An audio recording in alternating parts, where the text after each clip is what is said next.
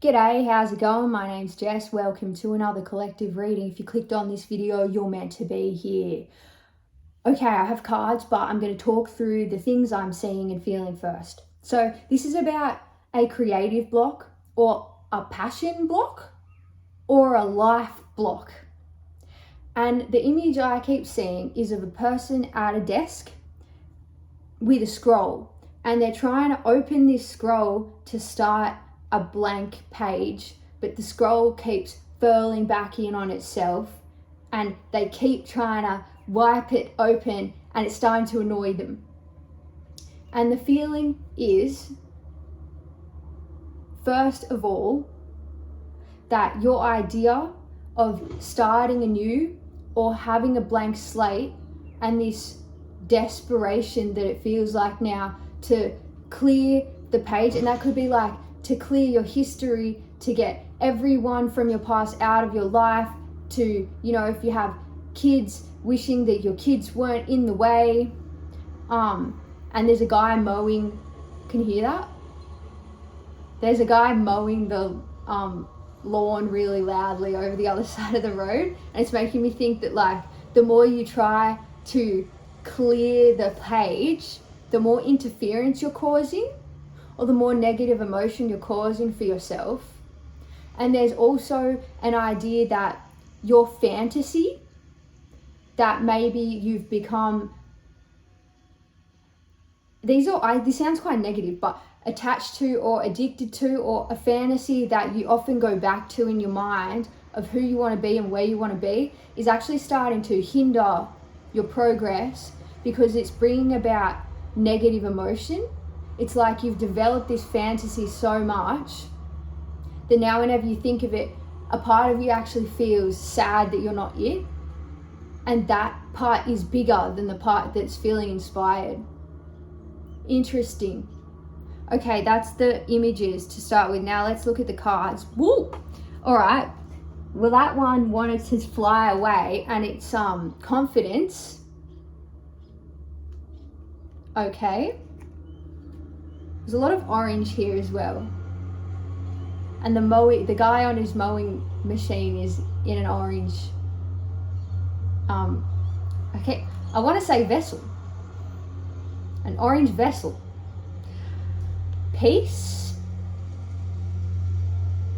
The slate is in you. Clearing the canvas is in you. It's not in your environment. This is a little similar to the message that I gave yesterday about feeling like you're being watched, feeling like people are in the way, and if they could get out of the way, then you could do your thing. But that's an excuse. That's not. Then we have success.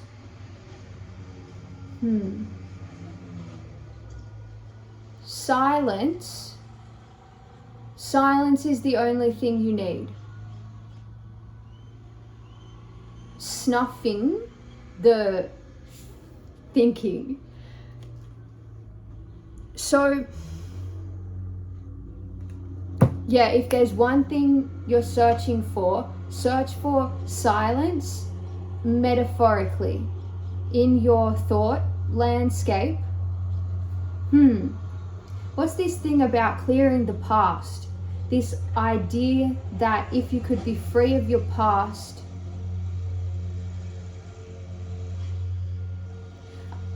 I'm seeing a guy like separating the wheat from the chaff, or I don't know what chaff looks like, but in my mind he's separating wheat, and that phrase is coming up. There's something about, you need to think about that idea. It's going to help you. Thinking about why do you feel like it would be better for you to start again? Why do you feel like it would be better for your past to be erased in both your memory and everybody else's? And why can't it? So on one hand, it's like, why are you fantasizing about that? And what is untrue about that? But then on the other hand, it's like, you can do that. And so what would it take for you to do that? And it doesn't mean that you actually have to physically or practically clear people from your space or actually wipe your memory and change. It's something that you need to come to terms with. It's self-forgiveness. It's something that you haven't been able to reconcile or make sense of with yourself. And so you've come to the solution that erasing your past would get rid of this pain or distress or complication. It's all too complicated to think about how I might start again within my circumstances. So it's easier to imagine wiping it all out and doing an eternal sunshine of the spotless mind. But life isn't, I feel like I'm talking to myself because I need to hear this too. Life isn't like that, of course, obviously, but there's something really, how do I even put justice to these words? The point of experience is to have it. The point of a negative experience is the little fruit that comes by you going through that. You know, I've talked a lot about, like, you know, you can learn to surf for hours and hours by reading and listening to podcasts about it, but then that's got nothing on doing an hour on a surfboard. And so it's like all of these experiences in your life that you might be factoring as just pure hindrance or like a waste of time or things that were blocks in the road that stopped you from getting to where you want to be in this fantasy, those should be informing the fantasy. They should be shaping and altering the fantasy. You need to update the fantasy, and those things are lived experiences that cannot, the values of them, even though maybe you can't mentalize them, they are immensely valuable, and that, you know, that's the reason why quantum leaping is dangerous. You know, if you do spell work or magic to make yourself quantum leap to a different alternate reality or dimension or timeline, the problem with doing that and why it may not work for some people is that there's a leap in experience. You know, if you want to jump directly to having your dream car, which was $200,000, and you jump directly to the reality where you have that car, there's all the steps that it took for you to become worthy in your mind of having the money to pay for that car. There were the connections you made if it was somebody who gave you the car.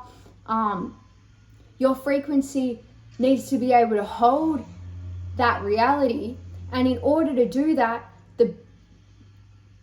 the way reality works is through building experience, bolstering the system and your capacity to hold a frequency. So if in your fantasy you're holding a particular frequency, well, you can ask yourself, what are the experiences that I would have lived to be able to arrive at that fantasy?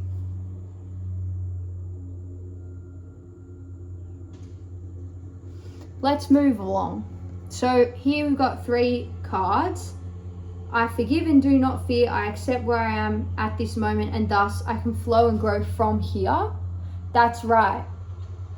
You know, this is in India, I think, the Ganges. Is that how you say it? Pretty sure it's in India. And there's a sense of, the way I'm feeling it, it's like the environment feels quite chaotic, but in her hands is peaceful. So as annoying as it is, there's actually no excuse for you to not be peaceful. Even if your environment, this guy mowing across the road, hopefully is not too annoying for you guys to hear, but I could let it frustrate me to the point where I stop filming and I go, well, it's not going to happen today, but then you wouldn't get to hear this message that wants to be communicated to you. I can be independent and successful. I can be alone and not lonely. Being different can be a source of power. There is magic in the world and I can perceive it. Yes, this makes me think of, see how this rock face is just smacked in the middle of the vision, and it's kind of like you want it out of the way almost, but it's also quite spectacular. And if it is the water you're wanting to get to, you can just feel the water. Like you can feel the water there behind the rock. You can feel into a reality where you're not being bothered by your surroundings and by other people's preconceptions of you and what have you. But to feel into that, you need to let go of the emotion that it's causing. I'm organized and efficient. I weave my spirituality through all aspects of my life. I can be both creative and prosperous. Maybe you have some idea that you're like the life you've created for yourself, work-wise or family-wise, doesn't align with this creative dream. And the further you get into the life that you actually have, the harder it diverges from the dream that you have. And I can relate to that. I know what that feels like. Let's see. Let's pull a card from this deck. This is like a practical deck, the Sacred Self-Care deck. Positive affirmations. Take a walk.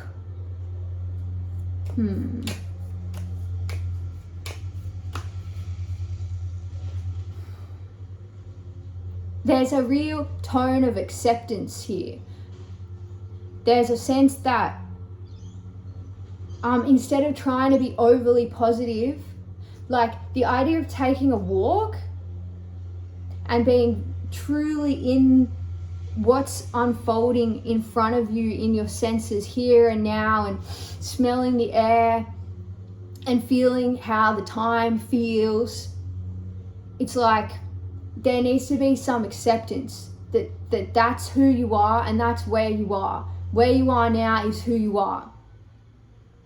And so reaching for a fantasy or trying to push away what you don't like about where you are is only taking you further in to a spiral of negativity energetically. And so you need to walk forward, like to charge forth and to clear the space behind you and to move into the space that is fresh, because the space is fresh. It's just that you're worried about how to conceive, like where to place everything and where to place the facts. But the facts are that you're now, and time opens in front of you and space opens in front of you. And so there is a clear slate. I feel like we need more advice now. I feel like we're just identifying the problem. You're identifying the problem instead of allowing the solution. You're too busy identifying the problem. You know that thing about like if there's a it's like look for the look for the blue things in the room is the task, and then you're busy looking around for the blue things in the room. And I'm pretty sure I've said this on my channel before, and I always get it wrong as well. And then the guy who runs the experiment is like, well, did you see the guy in the gorilla suit running through? And you're like, no, I didn't, because I was looking for blue shit. Obviously, it's not that crazy that I wouldn't see the gorilla if I'm only focused on blue. But anyway, like social experiments, they're funny, man. But yeah, you're focusing on the problem, so all you see is the problem, and then you create more problem. But well, it's not pretend there isn't a problem, because if you're anything like me, and I know this reading's for me too, then you're gonna know there's a problem. Don't suppress the problem. Something about, oh yeah, in my mind's eye just then I got this vision of like a drop of water in space, just ricocheting, and the calm of that subtle ripple. There's a containment of the in-between. Yeah, whatever that means for you, whatever that feels like for you. Containment of the in-between, you know?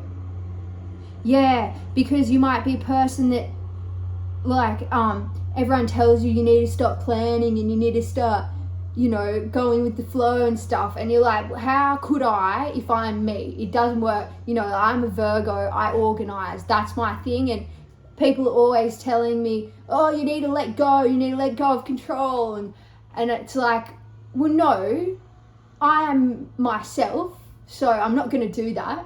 This is how I work. And that's okay. We're not going to pretend that I'm a person that can go without a plan. But what's the in-between? What's the space? What's the breath? Oh yes, earlier I felt lungs were in this energy too. If there's a grieving, yeah. If you really want to move forward, you have to grieve the self that you're trying to fight for, actually. Isn't that crazy? Like, you need to let them die. You actually have to let the fantasy die.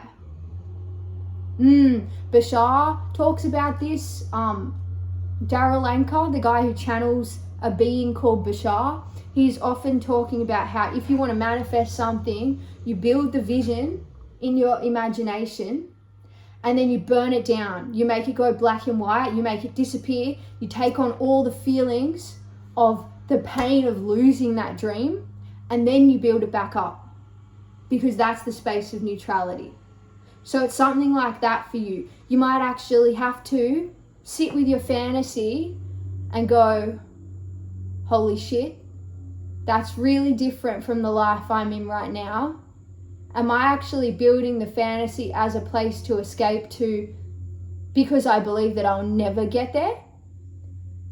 So burn it down, man. Burn that fantasy down and then see what happens. Clean your space. Yes, also there's an all or nothing mentality. Like maybe especially if you have a family, that it feels like there may be some people in this collective that have children, and it's like, well, if I can't have a giant new house and enough money to pay for a cleaner and all of these great successes that I dreamed of, then I just won't make any changes at all, or I'll just put it on the back burner until I have more time or more enthusiasm. And it's like, well, no, try one thing. Try cleaning your space. Try carving out 5 minutes of your day to be with yourself and to take that breath, or to do that little walk in nature. Small changes. Oh, I get it. I hate this. I hate this message that I'm giving you, because it's for me as well, and I always get this message for myself. Like, that's the reality, you know? The reality is small changes. The reality is not that you're going to wake up tomorrow and you're a fucking rock star with scarillions of dollars and all these friends. The reality is that, you know, You're here in your room, you've got like 3 pages left in your journal that you haven't written in yet, and you work with those. And then you go outside and it's a grey weather, and you go for a walk around the block, and you get one new thought, you get one new insight, you know, you get one more dollar in the interest account, and that's life. And there's some kind of like whack over the face of reality that wants to happen here, and it's not because it wants to get you down, but there's a denial, there's an energy of denial that is growing from all of the suffering of having not had your dreams make themselves clear to you yet. And worrying about time, you know? Yeah. Worrying that it's too late. Like, something I like to think about is, if you did get your dream tomorrow, like it all happened tomorrow, how does that make you feel? You might actually feel there's a negative emotion in there, like a bit concerned, or like, oh fuck, I wasn't actually ready. So what does that mean? You know, sit with that feeling. I discovered that feeling last week. Actually, I was doing some work with myself and my fantasies, and I felt there was a spiteful energy when I imagined if my fantasy appeared before me tomorrow. I was actually kind of angry and resentful. I can't remember. I won't tell you any more about my fantasies. You get the point. Try that exercise. That's all. That's all for today. Good luck. Good luck out there. If this is not a reading, it might feel like a heavy broadcast. It might be annoying. And it might be like, this is not what I want to hear, because I want to hear about my fantasy. But it's going to get you to your fantasy faster if you clear out these little in-between emotions. So good luck with your giant fantasy. I hope that you prosper. Okay, goodbye. Have a good day. See you later. Bye.